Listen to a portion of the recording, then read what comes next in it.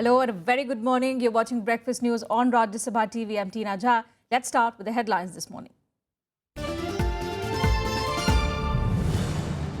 Haryana Congress demands President's rule in Punjab over Satluj-Yamuna link canal controversy. This after Supreme Court directs maintaining status quo. Haryana Chief Minister writes to his Punjab counterpart. Meeting between Jat leaders and the Haryana government today. Government cracks down on those who fanned violence during the Jat stir. Former Chief Minister Bhupinder Singh Huda's aide arrested.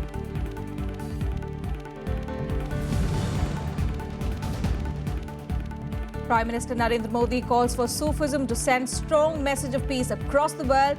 Says none of the 99 names of Allah stand for violence.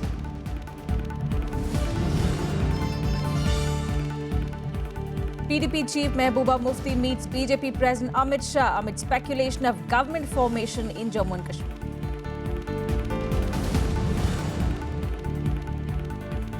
And Vijay Mallya seeks time till April for appearing before the Enforcement Directorate. Sources in the ED say his plea may be accepted. The top story this morning, the Haryana Congress has sought President's rule in Punjab over the row over the Satluj-Yamuna link canal. They have alleged a complete breakdown of law and order in the state. The meeting came on a day when the Supreme Court has ordered maintenance of status quo over the Satluj-Yamuna link canal. Now, the Haryana Chief Minister Manohar Lal Khattar has written to his Punjab counterpart, hoping its legitimate right over the Ravi-Beas waters will be granted to the state. A delegation of the Haryana Congress called on the President on Friday evening. They apprised Pranab Mukherjee of the situation arising out of the Punjab government's decision on the Satluj-Yamuna link canal. The Punjab government has paved the way for denotifying 5,300 acres of land acquired for the 122-kilometre SYL canal. The Haryana Congress has demanded President's rule in Punjab. इस प्रकार से पंजाब की सरकार का रवैया जो रहा ये संविधान के अगेंस्ट है। इससे न जाने किस प्रकार की परिस्थितियां इस देश में दोनों प्रदेशों में पैदा हो जाएं। इस संकट को टालने के लिए हमने राष्ट्रपति महोदय से निवेदन किया है कि पंजाब की अकाली भाजपा सरकार को तुरंत प्रभाव से डिसमिस करके वहां पर राष्ट्रपति शासन लागू कर दिया जाए। In a shot in the arm for the Haryana government, the Supreme Court also directed maintenance of status quo on land meant for the canal after Haryana alleged efforts were made to level the land. State of Punjab की तरफ से ये argument था कि supreme court को इस तरह की चीज़ों में इंटरफेयर करने का जुरिसडिक्शन नहीं है, तो एडवाइजरी जुरिसडिक्शन है, ऐसा बोला दूसरी पार्टी ने, स्टेट ऑफ पंजाब ने। तो कोर्ट ने कहा कि ये सारी सिचुएशन को देख के, प्रिंट मीडिया की रिपोर्ट्स को देख के we can not remain spectator, और इसलिए उन्होंने स्टेटस को का ऑर्डर पास किया। Following the Supreme Court order, Haryana Chief Minister Manohar Lal Khattar wrote to his Punjab counterpart Prakash Singh Badal, expressing hope that Haryana will get its legitimate right over the Ravi-Beas waters. विषय बहुत ही संतोषजनक है, खुशी भी स्वाभाविक है कि एक गलत काम को होते हुए जब सब लोग देख रहे थे, हमने अपना ऑब्जेक्शन भी इसमें दर्ज कराया था, अपनी आपत्ति दर्ज कराई थी। बादल साहब को भी मैंने अपनी नाराजगी व्यक्त की थी और हम लोगों ने इसका एक निंदा प्रस्ताव भी पारित किया था जो केजरीवाल ने बोला था, और जो भी गलत काम हुए थे उसके ऊपर सब प्रयत्न हमने किए थे, और जिसके कारण से सुप्रीम कोर्ट ने इसका संज्ञान लिया, तो बहुत ही एक संतोष की बात है, खुशी की बात है। But the Badal government does not seem to be budging from its decision. Punjab, there's a law of the land that water is going to be distributed as per riparian rights. Unfortunately, all over the country, wherever the disputes took place, the law of the land was followed, a riparian system was followed, except in this case. So our stand is, if you go by the Riparian Act, Punjab has no water to give. And Punjab is the rate we are producing wheat and rice for the nation, at the rate we are going, we will become desert. Meanwhile, on the ground, undeterred by the Supreme Court order, farmers in villages of Roopnagar, Patiala and Fatehgarh Sahib continued to fill up the Satluj-Yamuna link canal till late evening. Farmers were seen using heavy machinery to fill up the water body. Local leaders supported them on grounds that no written order has so far been received from the Supreme Court. Bureau Report, Rajya Sabha TV. And staying with news from Haryana, large parts of which remained on the edge the whole of Thursday, fearing a renewed Jat agitation, has got temporary relief. Jat leaders have decided to put their protest on hold pending a meeting between them and State Chief Secretary this afternoon. The meeting will be held in Chandigarh, where the state DGP will also be present. Any future course of action by the Jat leaders will be announced post the keenly watched meeting today. Meanwhile, cracking down on those who instigated the previous round of the agitation, the Haryana police arrested Virendra Singh, a close aide of former Chief Minister Bhupender Singh Hooda, booking him for sedition and criminal conspiracy on charges of inciting violence. Not even a month since the violent Jat agitation brought Haryana to its knees, the state is now bracing for round 2 of the stir. Post the expiry of the 72-hour ultimatum by the Jats to the state government to bring in the quota bill, community leaders have now begun to galvanize people to renew the stir. To prevent a relapse of the agitation, the Manohar Lal Khattar government, in one last-ditch attempt, has invited the Jat leaders for talks today afternoon with the promise of getting the reservation bill passed during the ongoing budget session of the Haryana Assembly. इस सत्र के दौरान कभी भी पेश होगा, इसके भी कोई तिथि तय नहीं है, वो भी तैयार हो रहा है। उसमें जो भी लोग उसको तैयार करने वाले हैं, उसकी जितनी भी बारीकी है उसको समझ करके और संबंधित पक्षों से बातचीत करने के बाद उसको तैयार करेंगे और इस सत्र के दौरान कभी भी पेश होगा। The agitation has been put on hold till then. जो 7 मांग हमने उसमें दी थी, 7 मांगों को लेकर सरकार ने कल प्रमुख सचिव और डीजीपी की अध्यक्षता में एक कमेटी का एक मीटिंग का आयोजन किया है, जिसमें हमारे भी 100 प्रतिनिधि 21 जिलों से भाग लेंगे और उसके बाद वहीं पर प्रेस कॉन्फ्रेंस करके हम लोग पूरी व्यू रचना अपनी बता देंगे। However, bracing for the stir, the state government deployed paramilitary forces and the police in sensitive districts on Thursday and also carried out flag marches in various places to instill confidence among people. Schools and colleges in some districts have been ordered to remain closed for a few days. जिला के उपायुक्त और SP को निर्देश दिए गए हैं कि वो सख्ताई से इनको डील करेंगे। रास्ता रोकना या और कोई हिंसात्मक कार्रवाई अगर कोई करता है, उनके खिलाफ सख्त कार्रवाई की जाएगी। Meanwhile, Prime Minister Narendra Modi has warned Home Minister Rajnath Singh and the Haryana Chief Minister that there can be no repeat of last time. The Jat agitation last month caused 30 deaths and more than 200 people were injured. The week-long stir also caused heavy damage to the state, inflicting losses worth nearly 50,000 crores. Bureau Report, Rajya Sabha TV. And moving on to some other news, Prime Minister Narendra Modi has called for the need for Sufism to spread the message of peace and harmony of Islam. Inaugurating the first World Sufi Forum in New Delhi, the Prime Minister said that diversity is the nature of humanity and it cannot be a reason for discord. Listen in. At a time when the dark shadow of violence is becoming longer, you are the noor or the light of a hope. Prime Minister Narendra Modi addressing the first World Sufi Forum in New Delhi convened by the All India Ulema and Mashaikh Board. The forum was to discuss the role of Sufism in countering rising global terror. Prime Minister Modi praised Islam for its message of peace and harmony. When we think of the 99 names of Allah,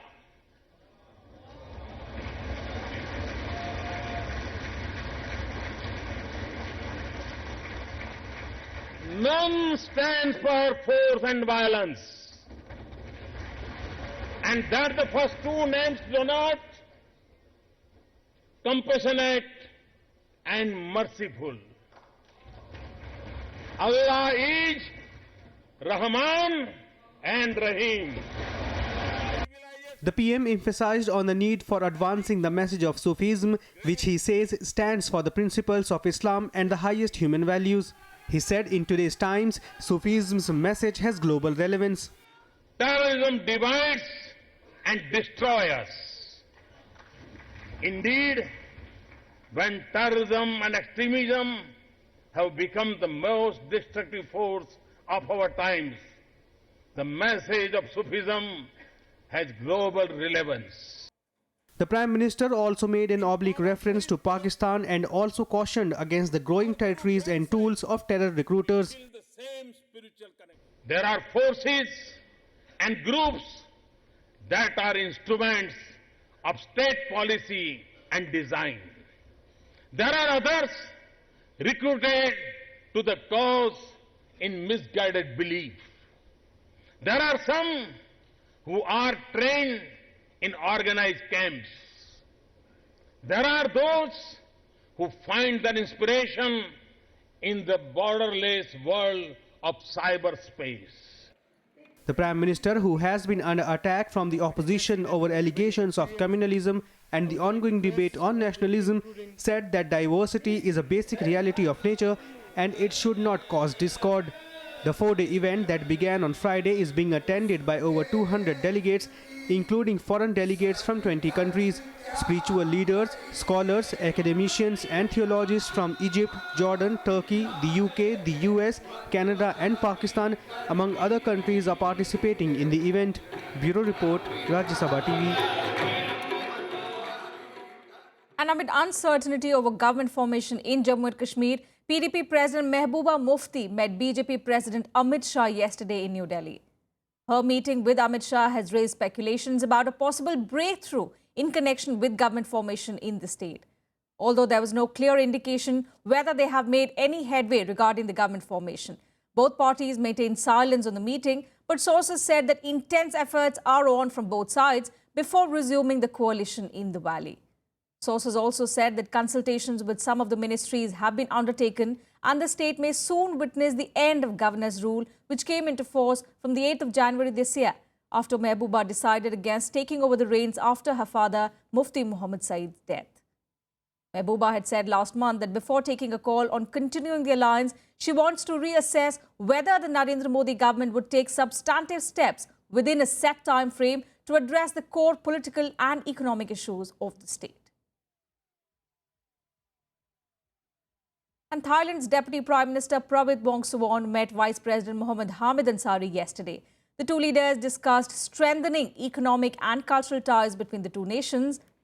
Pravit is on a 2-day visit to India for talks aimed at expanding bilateral military, security and economic cooperation.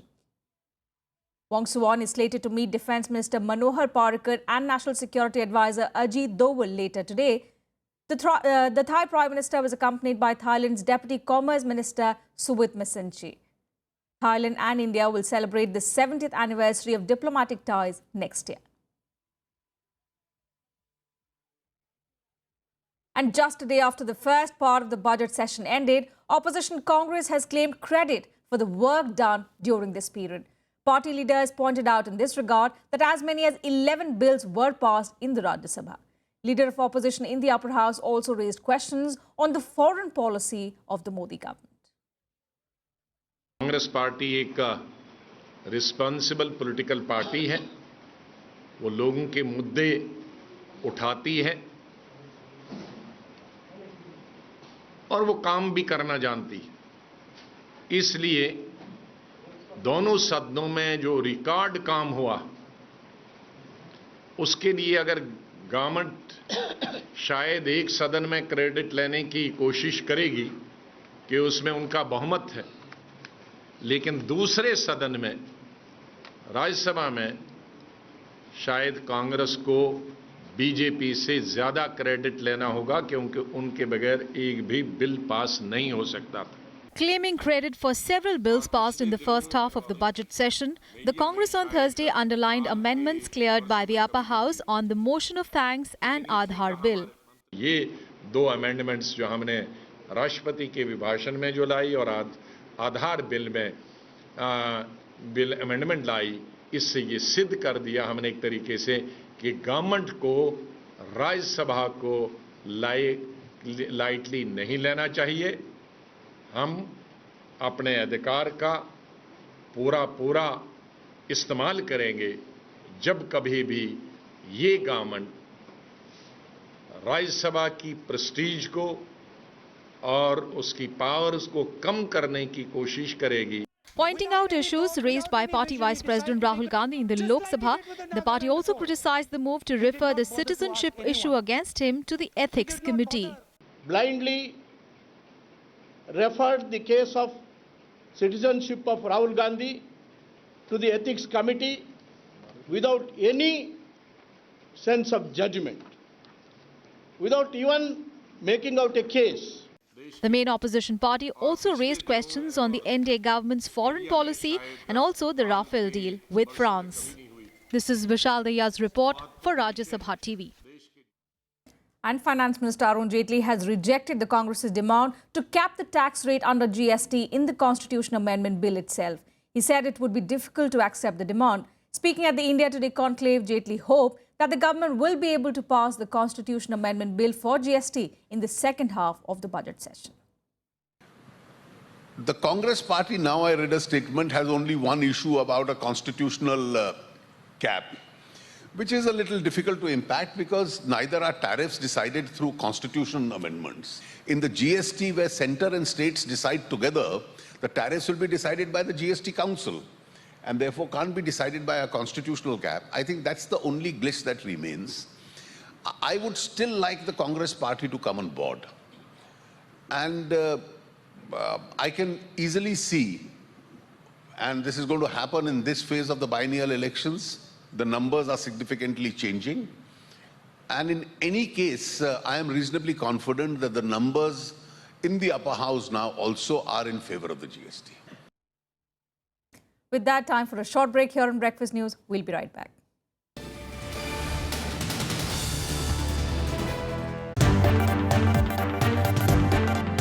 Hello and welcome. I'm Amit Shah. You're watching Constitutionally Yours. अपने को express करने के स्वतंत्रता बहुत ज़्यादा precious right है। Freedom का अर्थ ये नहीं है कि किसी के डिफेमेशन तक जाए, हम राष्ट्रद्रोह तक जाए। क्या जातिगत आरक्षण सही है? जब तक सोसाइटी को सूट होने तक है, तब तक वो बात ठीक है। यदि सोसाइटी को सूट नहीं होता है, तो हमको कानून बदलना ही पड़ेगा। Join us as we try to understand contemporary issues related to the Constitution. Watch Constitutionally Yours on Rajya Sabha Television.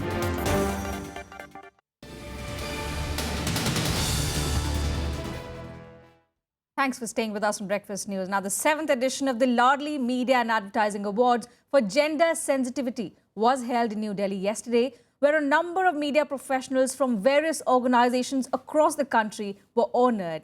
They were awarded for highlighting gender issues and concerns through their work in the print, web, as well as electronic media.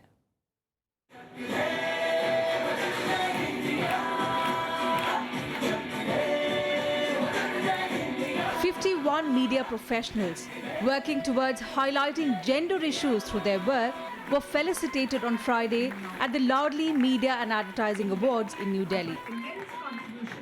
Nirupama Bargohai was awarded the Ladli Lifetime Achievement Award for her contribution as a writer and journalist to Assamese literature.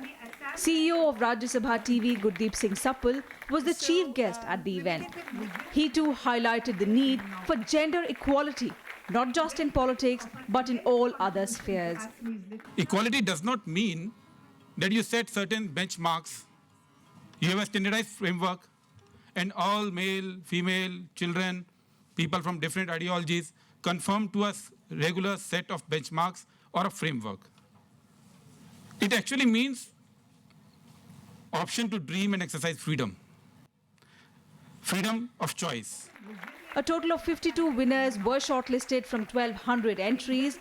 The jury comprised of eminent personalities ranging from media professionals to noted writers and educationists. ये population first की एक campaign है जो gender sensitivity media में बढ़ाने की काम करता है। तो हम इस दौरान बहुत सारी एक्टिविटीज़ करते हैं, उसमें एक एक्टिविटी है मीडिया अवार्ड्स। हमारे ईस्टर्न और नॉर्थन दोनों जगह से लोग आए हैं और सबके बीच में एक बात आ रही है कि मैं भी एक काम कर रही हूँ, तो अच्छा लगता है, बहुत ही इंस्पिरेशन वर्क है। Post the felicitation. Cultural performances were also held, making the evening all the more colourful. With inputs from Navikram Singh, Bureau Report, Rajya Sabha TV. In some other national news, striking jewellers from across the country reached the national capital yesterday.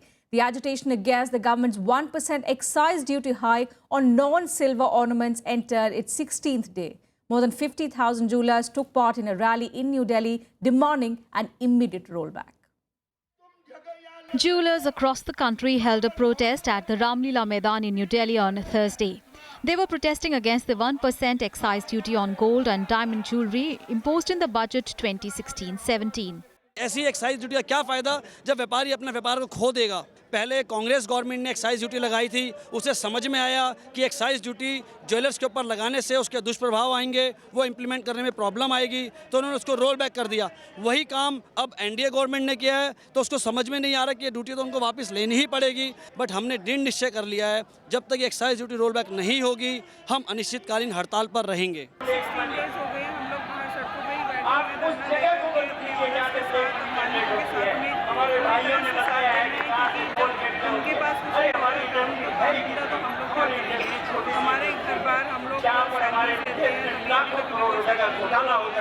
Over 3 lakh jewelers are on indefinite strike for the last 16 days. It has caused the gems and jewellery sector losses of nearly 20,000 crore rupees. Meanwhile, the striking jewellers found support from Delhi Chief Minister Arvind Kejriwal. Kejriwal wrote to Prime Minister Narendra Modi seeking a rollback in the excise duty. He said the tax went against the NDA government's Make in India pitch. जितनी cost of collection है वो revenue से कहीं ज़्यादा होने वाली है। इसमें हैरेसमेंट और करप्शन के अलावा कुछ नहीं होने वाला। व्यापारियों का कहना है कि हम पैसा देने के लिए तैयार हैं, टैक्स देने के लिए तैयार हैं, लेकिन हैरेसमेंट नहीं होना चाहिए। Finance Minister Arun Jaitley rejected the rollback request, saying the move is in preparation for unveiling of the goods and services tax. क्योंकि हर वस्तु जीएसटी के दायरे में आती है, इसलिए ये उसकी तैयारी का है। और The government imposed an excise duty of 1% without input tax credit or 12% with input tax credit on articles of jewellery with a higher exemption and eligibility limits of 6 crore rupees and 12 crore rupees. Bureau Report, Rajya Sabha TV. News now from the diplomatic front. External Affairs Minister Sushma Swaraj held bilateral talks with Pakistan Prime Minister Nawaz Sharif's advisor on foreign affairs, Sartaj Aziz, on the sidelines of the SAARC ministerial meeting in Pokhara, Nepal.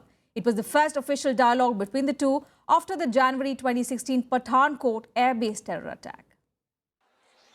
A joint investigation team from Pakistan will reach India to investigate the terror attack at the Pathankot air base. External Affairs Minister Sushma Swaraj said this after her bilateral meeting with Pakistan Prime Minister's advisor on foreign affairs, Sartaj Aziz. The two leaders met on the sidelines of the 37th South Asian Association for Regional Cooperation Council of Ministers session in Nepal.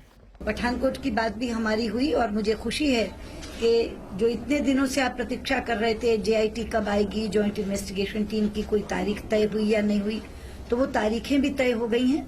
27 तारीख की रात को joint investigation team Bharat पहुंचेगी और 28 तारीख से अपना काम शुरू करेगी।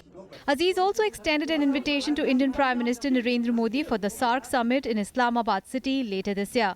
He hoped the bilateral cooperation will increase progress in the Pathankot case. जिस तरीके से पठानकोट के इश्यूज को हैंडल किया गया है, जिस तरीके से कोऑपरेशन हुई है और अब जेआईटी वहां जा रही है, इसका बहुत मेरा ख्याल है कि इस सब्जेक्ट पे जिस तरह की कोऑपरेशन शुरू हुई है उसके अच्छे मुस्बत नताइज निकलेंगे। Aziz also said that Prime Minister Modi and his Pakistani counterpart Nawaz Sharif could meet on the sidelines of a nuclear security summit in Washington next month. इस महीने के आखिर में 31 मार्च को प्राइम मिनिस्टर साहब भी वाशिंगटन जा रहे हैं, नवाज शरीफ साहब भी, प्राइम मिनिस्टर मोदी भी जा रहे हैं, नवाज शरीफ साहब भी वहां जा रहे हैं, तो उम्मीद तो है कि दोनों की मुलाकात होगी। It was the first ministerial level talks between the two countries after Pakistan-based Jaish-e-Mohammed attacked the air base in January this year. 7 soldiers were killed and 22 others injured. The attack stalled hopes of revived peace talks between the nations after Modi met Sharif in a surprise visit to Pakistan in December 2015. With Akhilesh Suman, Bureau Report, Rajya Sabha TV. And let's now listen into some of the reactions coming in from leaders, diplomats and security experts on how they are seeing this diplomatic development. अजीब policy है, रास्ते से भटक गए हैं। चुनाव के पहले सर काट के लाने की बात करते थे, अब केक काटने पहुंच जा रहे हैं पाकिस्तान। तो रास्ते से भटके हुए लोग हैं, इनको समझ में नहीं आ रहा है। प्रधानमंत्री हो गए हैं, विदेश मंत्री हो गए हैं, विदेश मंत्री तो खैर नाम की है, इनको समझ ही में नहीं आ रहा है कि विदेश नीति कैसे चलाई जाती है। प्रधानमंत्री अमेरिका जाएंगे, उनकी वहाँ नवाज शरीफ से मुलाकात होगी, उसका हम स्वागत करते हैं, लेकिन दोनों सरकारों को सावधानी बरतनी चाहिए कि इस तरह की पठानकोट टाइप घटनाएं फिर बीच में ना हो। Pakistan has now, by confirming the date 27th March, also indicated it is serious, or it has become serious. Whether it's become serious because of our pressure or external pressure on them from America and other countries, I can't tell. But whatever it is, all this fact outlines that there is a directional change in their thinking, at least momentarily, regarding all this. But we should see how far it goes, because it's possible that the SIT report may go back to Pakistan and give a zero report, or say, we don't know who it is, something like that. I'm very glad that interaction and meeting did take place between Sartaj Aziz, who represents the Pakistan establishment, and Sushma Swaraj, who represents the Indian External Affairs Minister. While she has the backing of the Prime Minister in totality, represents a very strong and a decisive government, there's a wee bit of a reservation on the other side. The real power vests with the army and the ISI. To that extent, he does not have the backing of the type that Sushma has. In another headline story of the day, liquor baron Vijay Mallya has sought time till April for making personal appearance before the Enforcement Directorate. He was supposed to appear before the ED today, following summons issued against him by the agency in the IDBI bank loan default case. Now, PTI is quoting sources in the ED, saying that it may accept his plea and give him time to present himself probably in the first half of April. Officials said the beleaguered businessman informed the ED's investigating officer through email that he would not be able to keep today's date and sought time till April. The ED had earlier issued summons to Mallya for personal appearance on the 18th of March under the provisions of the Prevention of Money Laundering Act, that is the PMLA. The ED had recently registered a money laundering case against Mallya and several others based on a CBI FIR registered last year. The agency is also investigating the overall financial structure of the now defunct Kingfisher Airlines and will look into any payment of kickbacks to secure loan.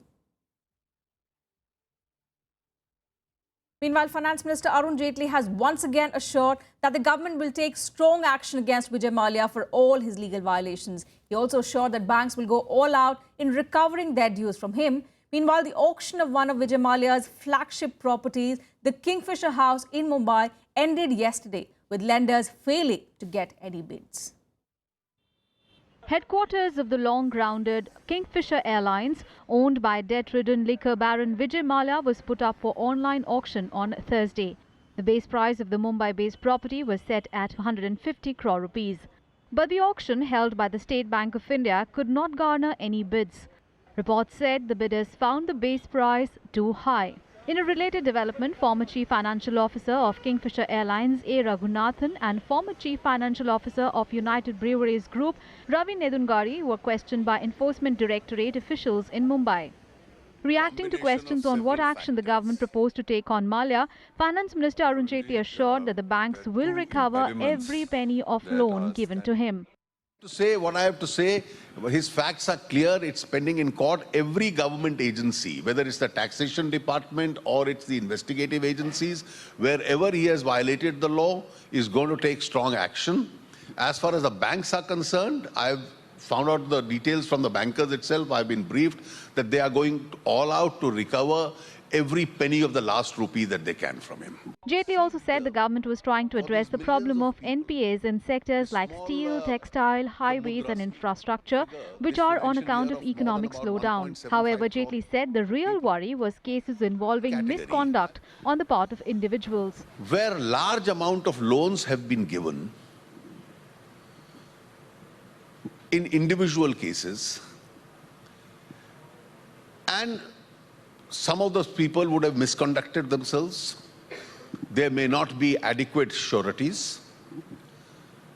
And that's a source of worry. I think these cases need to be segregated from the rest of the cases which are on account of the sectoral slowdown. Earlier this week, a Hyderabad court issued a non-bailable arrest warrant against Mallya and Raghunath in an alleged cheating case. Mallya, who is facing debt recovery proceedings from 17 banks led by the SBI, left India early this month. He hasn't disclosed his whereabouts. Kingfisher Airlines collapsed in 2013, leaving creditors, suppliers and employees unpaid. Reports say the airline owes banks nearly 9,000 crore rupees. Bureau Report, Rajya Sabha TV. That's it from us in this bulletin. Thanks for your time.